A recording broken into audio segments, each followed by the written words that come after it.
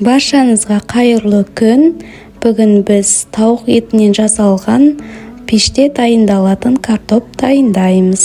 Алдымен видеоны көрмес бұрын каналыма тіркеліп кетіңіздер. Ол үшін бізге қажетті заттар: тауық еті, болгар бұрышы, пияз, картоп, сәбіз және де сұйық май мен томат пастасы. Алдымен осылай картоптарымызды, сәбіздерімізді ірі етіп турап аламыз.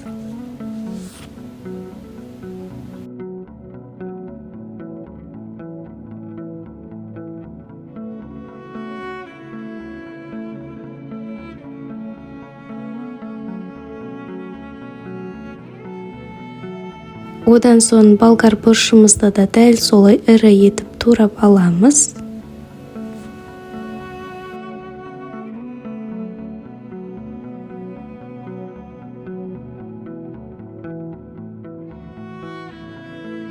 Пиязымызды осылай видеодағыдай етіп турап аламыз. Енді біз осыларды табамызға саламыз.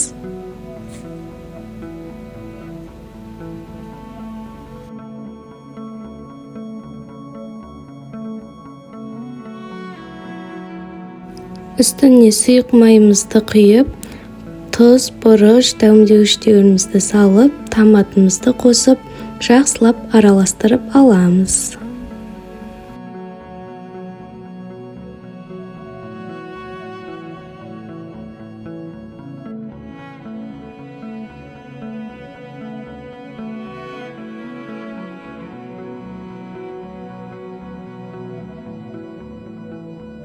Енді біз осыларды табамызға салып, бетін фольгамен орап, 230-250 аралықтағы қызып тұрған пешімізге 40-45 минуттай пісіріп аламыз.